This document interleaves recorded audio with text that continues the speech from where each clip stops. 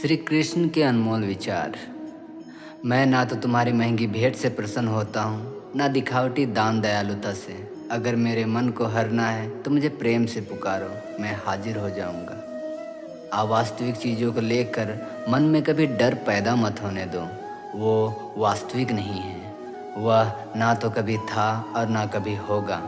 इसके विपरीत जो वास्तविक है वह हमेशा से था और उसे ना तो बदला जा सकता है और ना ही कभी नष्ट किया जा सकता है। जो मनुष्य किसी अच्छे काम में लगा हुआ होता है, आने वाले समय में उसका अंत कभी बुरा नहीं होता।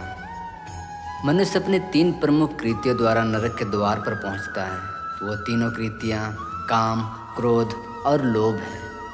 मनुष्य का समस्त निर्माण उसके विश्वास के फलस्वरूप होता है। जैसा वह सोचता है उसी के अनुरूप वह बनता है। परिवर्तन इस संसार का नियम है। एक नज़र में तुम असीम संपत्ति के मालिक बन सकते हो, दूसरी नज़र में तुम दरिद्र बन सकते हो। एक इंसान के रूप में इस धरती पर तुम्हारे कुछ कर्तव्य हैं। अनिवार्य रूप से अपने कर्तव्य को निभाओ।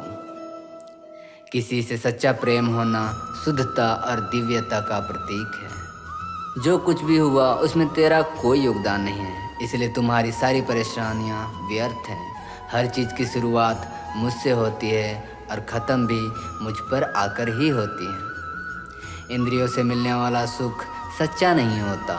इंद्रियों का सुख पहले तुमको अमृत की मिठास देगा, लेकिन बाद में तुम्हारा विनाश कर देगा। तुम अपने जीवन को सार्थक बना सकते हो, लेकिन इसके लिए तुम्हें मेरी शरण में आना पड़ेगा। अगर तुम्हें मेरी बातें अटपटी लगती हैं तो तुम्हें अपने नज़रियों को बदलने की ज़रूरत है। अभी तुम चीज़ों को उस तरह नहीं देखते हो जिस तरह मैं देखता हूँ। अगर एक बार तुमने मुझ पर विश्वास कर लिया तो तुम्हें जीवन में कभी निराश नहीं होना पड़ेगा। एक बार जो मुझ पर विश्वास करता है उसको मैं कभी नहीं छोड़ता। जो मेरे भक्तों के साथ धोखा करता है उसके लिए मैं सबसे बड़ा शत्रु हूँ। अगर किसी ने मेरे भक्त को एक बार भी धोखा दिया तो जन्मों जन्मों तक मैं उसका उद्धार नहीं कर सकता। इस देव तत्व का सर्वोच्च मैं हूँ, सब कुछ मुझ पर निर्भर है। अगर तुमने मेरे बारे में जान लिया तो तुम्हारा कल्याण निश्चित है। मैं हर दिल को मंदिर की तरह देखता हूँ। जो दिल जितना सुंदर होता है वहाँ मैं उतना ही अधिक ठहरता हूँ। भगवान श्री कृष्ण के चरण कमल इतने पवित्र हैं कि जो कोई उनकी शरण लेता है तुरंत शुद्ध हो जाता है। इस दुनिया में तुम प्रेम सभी से करो, लेकिन पूर्ण रूप से विश्वास किसी पर मत करो। अगर तुमको भरोसा करना है तो केवल कृष्ण पर करो। मन बड़ा चंचल है, इसलिए अपने मन को स्थिर रखो, उसको कभी व्यवस्थित मत करो। आपने जो कुछ भी किया वो आपके साथ एक दाग की तरह चलेगा, इसलिए अपने कर्म में शुद्धि लाओ। बुरे विचार मन को दुखी और परेशान कर सकते हैं, लेकिन जब आप कृष्ण में विश्वास करते हैं तो कृष्ण स्वयं आपकी सभी परेशानियां दूर करने आते हैं। मैंने अभी तक तुम्हारे शरण में आने के प्रस्ताव को स्वीकार नहीं किया, क्योंकि तुमने अभी तक पूर्ण रूप से समर्पण नहीं किया है। जब तुम शुरुआत करोगे तो स्वाभाविक रूप से तुमको असफलता मिल सकती है। कई बार तुमको गिरना भी पड़ सकता है, लेकिन इसका मतलब यह नहीं होना चाहिए कि तुम उस काम को करना ही छोड़ दो। एक समय आएगा जब तुम परिपूर्ण हो जाओगे और तुम्हारे सभी काम सफल हो जाएंगे। इस काम में मैं हमेशा तुम्हारे साथ खड़ा रहूँगा। मैं तुम्हारे हर छोटे बड़े कर्म में साथ दूंगा। तुम्हारा जो दिल करे उसको करो, लेकिन नम्रता और सरलता के साथ करना, अहंकार के साथ नहीं। एक उपहार तब शुद्ध हो जाता है जब उसको सच्चे दिल से सही व्यक्ति को सही समय पर दिया जाता है और बदले में कोई दूसरी उम्मीद नहीं करते हैं। कड़े संघर्ष के बाद प्राप्त होने वाला सुख जिसने आपके दुखों का अंत किया है, ऐसे संघर्ष का पहला कदम आपको कड़वे जहर के समान लगता है और अंत में आपको अमृत की प्राप्ति होती है। इस तरह का सुख केवल मन की शांति से प्राप्त हो सकता है। इस धरती पर आने के बाद आपका मुख्य उद्देश्य यहाँ से मुक्त होना है। केवल वही मनुष्य मुक्त हो सकता है जो अपने कर्मों में दृढ़ संकल्प के साथ स्थिर है और सुख दुख को समान रूप से सहन करता है। जो मनुष्य अपनी आत्मा की बात सुन सकता है वह मुझसे बात कर सकता है और देख भी सकता है। अपने सभी कर्मों को कृष्ण पर केंद्रित होकर करो। आसक्ति को त्याग दो। सफलता और असफलता को एक समान दृष्टि के साथ देखो, क्योंकि आध्यात्मिकता का अर्थ ही होता है संभाव। वह मनुष्य जिसने घृणा को त्याग दिया, जो सभी प्राणियों के साथ समान व्यवहार करता है, जो सुख दुख और दर्द पीड़ा से अप्रभावित है, जिसके अंदर करुणा भरी हुई है और मन शांत है, उसने सही मायने में मुझे प्राप्त कर लिया है।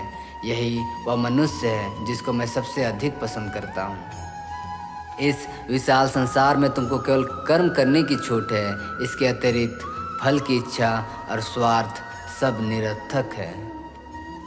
यह सोचकर कभी किसी काम की शुरुआत मत करो कि इसका तुमको कोई फल मिलेगा। बिना किसी लालसा के कर्म करो।